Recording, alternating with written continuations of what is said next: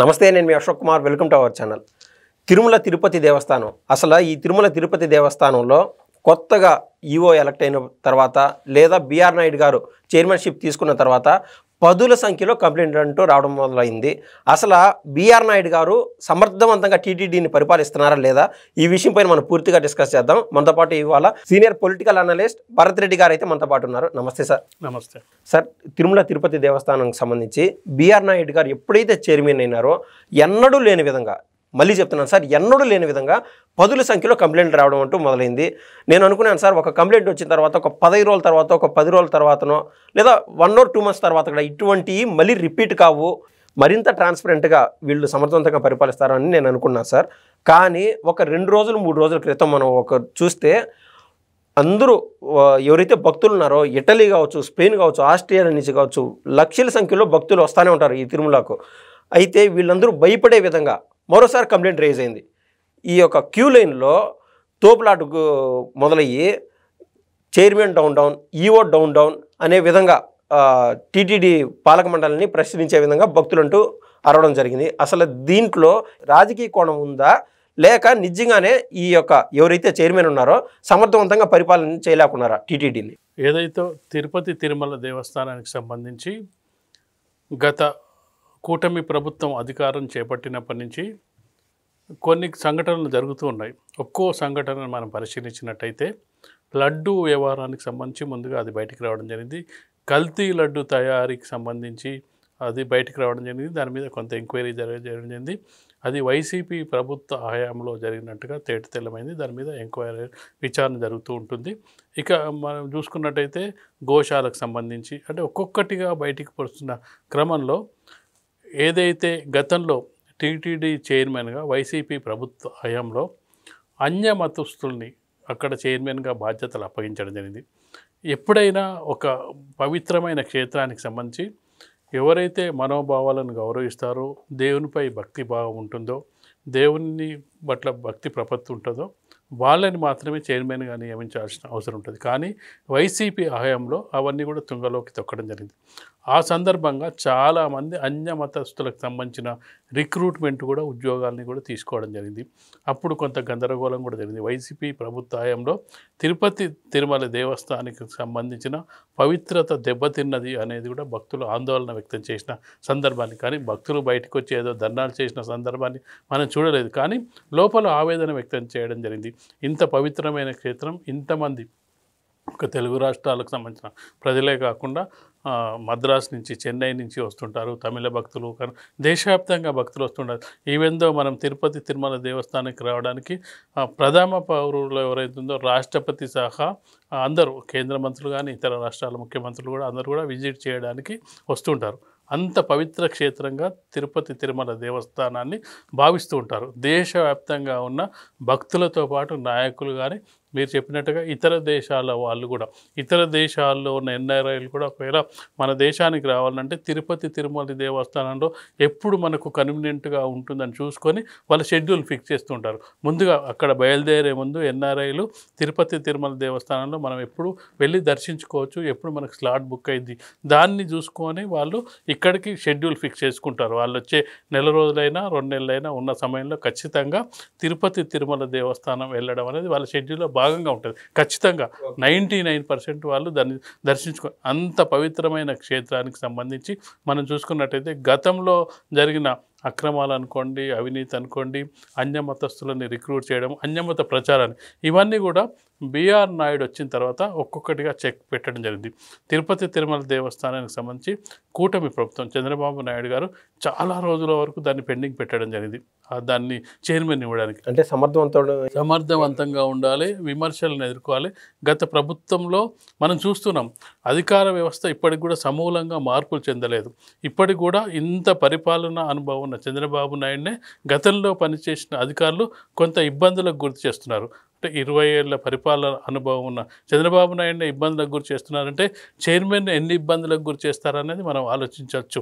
కాబట్టి అలాంటి సందర్భంలో పూర్తిగా తను బిఆర్ నాయుడు గారు తన భక్తి ఛానల్ ఒకటి ఉంది. ఆ భక్తి ఛానల్ కూడా లాస్లు నడిపిస్తా కూడా భక్తి ఛానల్ నడిపిస్తున్నాడు. దాని మీద పూర్తిగా హిందూ ధర్మం మీద, హిందూ సంస్కృతి మీద, హిందూ సంప్రదాయాల మీద పూర్తిగా నమ్మకున్న వ్యక్తి. అలాంటి వ్యక్తిని రాజకీయాలకు అతీతంగా ఉన్నాయి. ఒకవేళ రాజకీయ నాయకుడిని చైర్మన్గా పెట్టినట్టయితే రాజకీయ నాయకుడు తన పనులు తను చేసుకుంటాడు. ఏదో ఎమ్మెల్యే పోస్టులు లేకపోతే ప్రజలు ఇవన్నీ ఉంటారు. కాబట్టి ఈసారి కొత్త రకంగా ఎప్పుడైనా మనం గతంలో చూసుకున్నట్టయితే ఒక రాజకీయ నాయకుని ఒక మంత్రి పదవి రాకపోతేనే, ఒక ఎమ్మెల్యే పదవి రాకపోతేనో, ఒక సీటు ఇవ్వలేకపోతేనో, ఎమ్మెల్యే సీటు ఇవ్వలేకపోతేనో ఇలాంటి సందర్భంగా చైర్మన్ పోస్ట్ ఇచ్చేవాళ్ళు. కానీ చైర్మన్ పోస్ట్ ఇచ్చినప్పటికీ వాళ్ళకు ఆ చైర్మన్ పోస్ట్ కంటే కూడా దీని పట్లనే ఆసక్తి ఉండేది. నాకు మంత్రి పదవి రాలేదనో లేకపోతే ఎమ్మెల్యే రాలేదనంటే మనస్సు సగమే లగ్నం చేసి ఉండేవాళ్ళు. కాకపోతే తిరుమతికున్న దేవస్థానానికి ఉన్న ప్రతిష్ట చూస్తే దాన్ని ఒక హోదాగా భావించేవారు కానీ దాన్ని ఒక బాధ్యతగా భావించేవారు కాదు. హోదా వేరు, బాధ్యత వేరు. హోదా వస్తుంది కానీ బాధ్యత ఉండాలి. బాధ్యత ఎవరైతే రాజకీయ నాయకులకు బాధ్యత తక్కువగా ఉన్న సందర్భాన్ని మనం చూడవచ్చు. ఇవన్నీ ఆలోచించి చంద్రబాబు నాయుడు గారు ఏం చేశారంటే ఖచ్చితంగా పూర్తిగా తిరుమల దేవస్థానానికి అంకితమై పనిచేసే వాళ్ళనే మనం అక్కడ చైర్మన్గా పెట్టాలి. చాలామంది ఎమ్మెల్యేల పేర్లు, మంత్రివర్గంలో స్థానం లభించిన వాళ్ళ పేర్లు, చాలామంది పేర్లు రావడం జరిగింది. కానీ ఇవన్నిటికి అతీతంగా బిఆర్ నాయుడు గారిని పెట్టడం జరిగింది. తనకున్న పాత ఏదైతే తను ఆల్రెడీ భక్తి ఛానల్ నడిపిస్తున్న సందర్భంగా, ఆ భక్తి ప్రపత్తిలో ఉన్న సందర్భంగా తీసుకోవడం జరిగింది. అతను రాగానే ముందుగా చేసిన పని వైసీపీ ప్రభుత్వాన్ని, వైసీపీ నాయకులకు ఇబ్బందికరంగా పరిణామాన్ని చూడొచ్చు. అందులో భాగంగా అన్య మతస్థులని ఉద్యోగాల నుంచి తొలగించడం జరిగింది. అక్కడి నుంచి వైసీపీకి కొంత అంటే ఇబ్బందులు ఎదుర్కొంటే మేము అపాయింట్ చేసిన వాళ్ళని వీళ్ళు తీసేశారు, తొలగించారు. తను క్లియర్గా చెప్పడం జరిగింది. అన్య మతస్థులు ఇందులో పనిచేయడానికి వీల్లేదు. ఇక్కడ సార్ అదే క్వశ్చన్, అన్య మతస్థులు టీటీడీలో పనిచేయకూడదు అనేది మీరు అంటున్నారు కదా. సో ఈ విషయాన్ని అటు ముస్లిమ్స్ కావచ్చు, ఇటు క్రిస్టియన్స్ కావచ్చు సమర్థించే అవకాశం ఉందా సార్? ఖచ్చితంగా ఎప్పుడు కూడా భక్తులు సమర్థిస్తూ ఉంటారు. రాజకీయ నాయకులకు వీటి మీద అపవాదులు ఉంటాయి. కానీ భక్తులు ఎవరి భక్తి అయినా, హిందూ భక్తులు ముస్లింలను కానీ లేకపోతే మసీదుకి పోతే, చర్చికి పోతే ఎవరు అవమానించిన సందర్భాన్ని ఎందుకు పోతున్నారని ప్రశ్నించే సందర్భాలు ఉండరు. సేమ్ టైం వాళ్ళు కూడా మీ భక్తి మీది, మా భక్తి మీద, ఎవరిది నమ్మకం వాళ్ళు అనే సందర్భం ఉంటుంది. ఓకే, అక్కడ హిందువులు అపాయింట్ చేయరు కదా సార్? ఎక్కడ చేయరు, ఎవరు అది గుడి నీకు ఏదో ప్రభుత్వ ఉద్యోగాల్లో లేకపోతే ప్రభుత్వం నియమించే వాటి కార్యక్రమాల్లో జనరల్ కోటా ఉంటుంది. నీకు అక్కడ చెప్తున్నదే హిందూ ధర్మం గురించి మరో అన్యమతస్తుని చెప్పినట్టయితే వాళ్ళు ఏం చెప్పగలుగుతారు, వాళ్ళు ఏం పాటించాలిగా నియమాలు, నిష్టలు అవన్నీ పాటించాలంటే వాటి మీద నమ్మకం ఉన్న వాళ్ళకు, వాళ్ళు చేయగలిగిన వాళ్ళకు, చేసే వాళ్ళకే ఇవ్వాలి. అది లేని వాళ్ళకి ఏమైందంటే ఒక వ్యక్తి కనుక అలాంటి పరిస్థితి ఉన్నట్టయితే మిగతా అందరి మీద కూడా ప్రభావం పడే అవకాశం ఉంటుంది. మనం చూస్తాం, ఇక్కడ మనం ఆఫీస్కి వచ్చేటప్పుడు బయట చెప్పులు ఇప్పి వస్తామనే ఒక సంప్రదాయం ఉంటుంది. దాన్ని అందరూ పాటిస్తే ఓకే. నేను చెప్పులు వేసుకొని వస్తా అంటే అది మిగతా వాళ్ళ మీద ప్రభావం పడుతుంది, కలుషితం అవుతుంది. ఎప్పుడు కలుషితం కాకుండా ఉండాలంటే ఆ పద్ధతి పాటించాలి. పద్ధతి పాటించకపోతే మొత్తం అతను వేసుకొచ్చినప్పుడు నేను ఎందుకు వేసుకురావచ్చు అంటే ఇలాంటి సమస్యలు ఎదురుతాయి. కాబట్టి తను రాగానే అది చేయడం జరిగింది. దీన్ని దృష్టిలో పెట్టుకొని గతంలో ఎవరైతే పదవులు అనుభవించిన వాళ్ళు, గతంలో ఎవరైతే దాన్ని ఎంజాయ్ చేసిన వాళ్ళు వాళ్ళకి కొంత కంటగింపుగా ఉంటుంది. వీళ్ళు వచ్చిన తర్వాత ఇలాంటి పనులు చేస్తున్నారని చెప్పి అందులో భాగంగా దాన్ని అప్రతిష్ట పాలు చేయడానికి టీటీడీని కొంత వ్యతిరేకత పెంచే విధంగా ఇప్పుడు ఎప్పుడైనా ఇన్ని సంవత్సరాల కాలంలో తోపులాటలు లేకపోతే తోసుకోవడాలు, భక్తుల మధ్య ఘర్షణలు మనం ఎప్పుడు చూడలేదు. అందుకు అనుగుణంగా యంత్రాంగం పనిచేస్తుంటుంది. కొంతమందిని వదిలిపెట్టడానికి ముందు రూమ్లలో కూర్చోబెట్టడం, లైన్ తగ్గిన తర్వాత వాళ్ళని పంపించడం, ఇవన్నీ చేస్తున్న క్రమంలో ఏదో విధంగా దాన్ని అప్రతిష్ట పాలు చేయాలని చెప్పి కుట్రలో భాగంగానే మనం చూడొచ్చు. తీరా అతన్ని ఎంక్వైరీ చేస్తే ఏమైంది, వైసీపీ కార్యకర్త అని తేలింది. సార్ ఇలా ఒక విమర్శ వచ్చిన ప్రతిసారి సార్ ఆ మధ్య ఆవులు చనిపోయినాయని చెప్పి ఒక విమర్శ వైసీపీ తీసుకురావడం జరిగింది.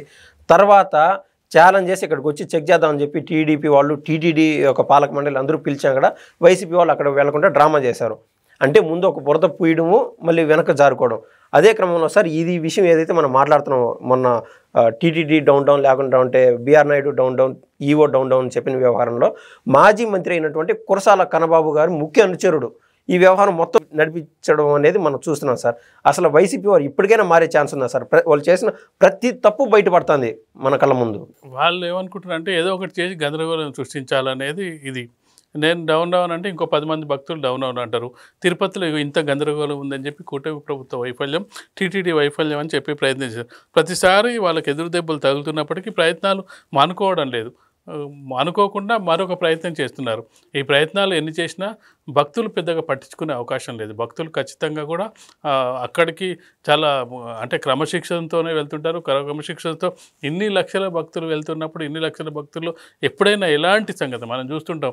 చాలా చోట్ల ఏదో జరిగినప్పుడు కుంభమేళ ఇలాంటివి జరిగినప్పుడు చాలా సందర్భాల్లో మనం తొక్కిసలాటం లేకపోతే ఇబ్బందికరమో లేకపోతే మంచినీళ్ళు రాలేదో ఇలాంటి సందర్భాలు మనం చూసుకుంటారు. కానీ ఇక్కడ నిత్యం కదా, ఇప్పుడు రోజు జరిగేది కదా. ఇప్పుడు ఎప్పుడో ఒకసారి పెళ్లి చేసి వాళ్ళకు భోజనాలు అరేంజ్ చేయడం వేరు, రోజు నిత్య అన్నదాన కార్యక్రమాలు భక్తులకు అందించడం, ఆ రూమ్లో కూర్చున్న భక్తులకు మిగతా వాటర్ కానీ మిగతా స్నాక్స్ ఇట్లాంటివి అందించడం, ఇది రోజువారీ కార్యక్రమం.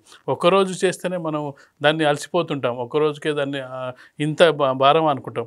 అలాంటిది నీకు 365 days నీకు 24 hours ఎప్పుడు పనిచేస్తూ ఉన్న సందర్భంగా ఏదో ఒకటి క్రియేట్ చేయాలనుకున్న సందర్భంగా అదేమంటారంటే చిన్న గాలి మేడలా కూలిపోయే అవకాశం ఉంది తప్పిస్తే అది పెద్దగా భక్తులు పట్టించుకునే అవకాశం లేదు.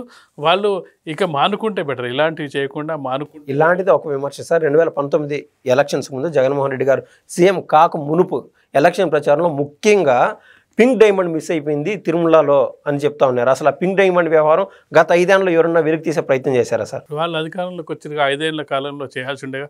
ఒక విమర్శ ప్రతిపక్షంలో ఉన్నప్పుడు చేసినప్పుడు 5 ఏళ్ళు అధికారంలో ఉన్నారు, 5 ఏళ్ళు పాటు వాళ్ళకు సంబంధించిన వ్యక్తే చైర్మన్గా ఉన్నారు. ఆ సందర్భంలో ఎంక్వైరీ చేసి ఏం జరిగింది రిపోర్ట్ బయట పెట్టాల్సిన అవసరం ఉంది కదా. రిపోర్ట్ బయట పెట్టకుండా ఊరికే గాలి విమర్శ చేసినట్టయితే దాన్ని ఎవరు పట్టించుకోవచ్చు. నువ్వు చేసిన ఏదైతే నీకు అధికారం రాకుండా ఉన్నట్టయితే నువ్వు చెప్పింది వీళ్ళు ఏమి ఎంక్వైరీ చేయట్లేదని చెప్పే ప్రయత్నం చేయొచ్చు. నువ్వు అధికారంలో ఉన్నప్పుడు ఖచ్చితంగా 2019 నుంచి 24 కాలంలో ఈ పింక్ డైమండ్ పోయింది, దీనికి సంబంధించి వీళ్ళు చేయడం జరిగింది, దీని మీద ఇది ఒక రిపోర్ట్ అని చెప్పి నువ్వు చెప్పినట్టయితే ఇప్పుడు నమ్మే అవకాశం ఉంటుంది. కాబట్టి ఏది చెప్పినా తిరుపతి తిరుమల దేవస్థానానికి సంబంధించి దుష్ప్రచారంగానే భావించాలి. ఇలాంటి ప్రయత్నాలు చేయడం వల్ల వాళ్ళ ప్రతిష్ట దిగజారుతుంది. ఎవరైనా హిందువులు ఓటేసే వాళ్ళు కూడా రేపు ఓటేయడానికి దూరం అయ్యే అవకాశం అయితే కనిపిస్తుంది. సార్, బిఆర్ నాయుడు గారు ఆయన టీటీడీ చైర్మన్షిప్ తీసుకున్న వెంటనే ఒక 10 రోజుల గ్యాప్లో వేల మెట్రిక్ టన్నులు డంప్ చేసినటువంటి చెదారాన్నంతా బయటికి తీసేయడం జరిగింది. అంత మంచి పని చేసిన అతను శారదా పీఠానికి సంబంధించి నిబంధనలు అతిక్రమించి కట్టినటువంటి బిల్డింగ్ ఏదైతే ఉందో వాటిని సీజ్ చేయడం జరిగింది. ఇటువంటి వ్యవహారాలన్నీ ఆయన పైన వ్యతిరేకత పెంచే విధంగా, అంటే వైసీపీ వారికి కానీ శత్రువులను పెంపొందించే విధంగా పురుగొలుపుతున్నాయంటారా సార్? ఖచ్చితంగా ఒక పని చేస్తున్నప్పుడు ఖచ్చితంగా కూడా ఇవి దాడులు జరుగుతూనే ఉంటాయి. దాన్ని తట్టుకొని నిలబడాల్సిందే. మంచి పని చేస్తున్నప్పుడు ఈ వ్యతిరేకతలు వస్తాయి.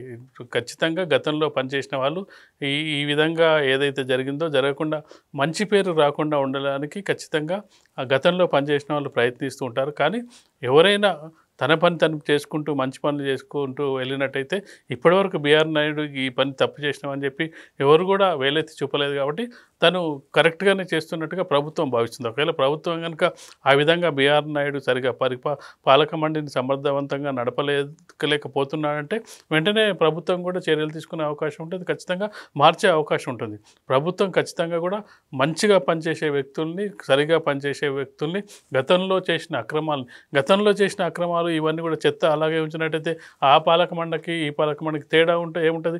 తేడా కనిపించాలి కదా. గతంలో చేసిన దానికి భిన్నంగా చేసినట్టుగా మంచిగా చేసినట్టయితేనే పాలక మండలి మీద ప్రశంసలు కురిసే అవకాశం కనిపిస్తుంది. సరే, ఇటు రాష్ట్రంలో చూస్తే అటు భూ కబ్జాలు చేశారనో లేకుంటే క్వారీలు తినేశారనో లేదంటే బూతులు తిట్టారని అనేక మంది అరెస్ట్ అవుతూ ఉన్నారు. కానీ ఈ క్రమంలో టీటీడీలో ఎటువంటి అరెస్టులు అయితే మనకైతే కనపడడం లేదు సార్. ఇంత వ్యవహారాలు చేస్తామంటే అంటే భక్తుల మనోభావాలు దెబ్బతీసే విధంగా చేస్తా ఉన్నా కూడా ఈ టీటీడీ వారు ముందుకొచ్చి ఎందుకు అరెస్టులు చేయలేకున్నారు? టీటీడీకి ఆ పవర్ ఉండదు. టీటీడీ ఏమైనా పోలీసులకు కంప్లైంట్ ఇవ్వాల్సిందే రాష్ట్ర ప్రభుత్వం చూసుకోవాల్సిన అవసరం ఉంటుంది, వాళ్ళ మీద ఎంక్వైరీ చేయాల్సిన అవసరం ఉంటుంది. టీటీడీ ఏం లా అండ్ ఆర్డర్ని మెయింటైన్ చేసే వ్యవస్థ కాదు. వాళ్ళొక బోర్డు, ఆ బోర్డుకు సంబంధించి భక్తులకు సంబంధించిన ఫెసిలిటీస్, భక్తులకు సదుపాయాలు ఏ విధంగా కల్పించాలో, భక్తులకు ఇబ్బందులు లేకుండా ఏ విధంగా చూడాలనే బాధ్యత మాత్రం టీటీడీ. లా అండ్ ఆర్డర్కి సంబంధించిన పూర్తిగా రాష్ట్ర ప్రభుత్వం చూసుకోవాల్సిన అవసరం ఉంటుంది. ఖచ్చితంగా రాష్ట్ర ప్రభుత్వం ఇలాంటి వాళ్ళ మీద కేసులు పెట్టే అవకాశం ఉంటుంది. కానీ ఒకరోజు వెనుక ఒకరోజు ముందు కానీ ఖచ్చితంగా కూడా ఇప్పుడు మనం చూస్తున్నాం ఒక్కొక్కరి మీద కేసులు ఏ విధంగా నమోదవుతున్నాయో ఆ కేసులు కూడా బయటకు వచ్చే అవకాశం ఉంటుంది. కాకపోతే ఒక రోజు ముందు లేటే అయ్యే అవకాశం అయితే కనిపిస్తుంది. ఓకే, ధన్యవాదాలు సార్.